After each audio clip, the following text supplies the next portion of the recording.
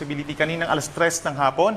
And as of 4 p.m., nasa higit 800 kilometers po ito northeast ng Batanes. Taglay ang hangin pa rin na 75 kilometers per hour at kumikilos pahilaga sa bilis na 15 kilometers per hour patungo sa Ryukyu Islands and East China Sea.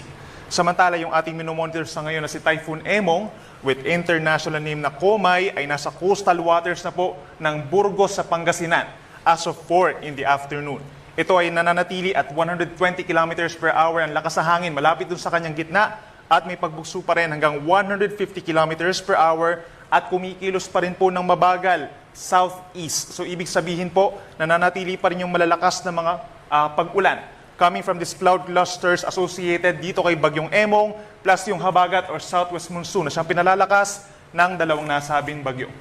Samantala, yung ating minomonitor pa na isang bagyo sa labas din ng Philippine Area of Responsibility, gaya po ni Dante,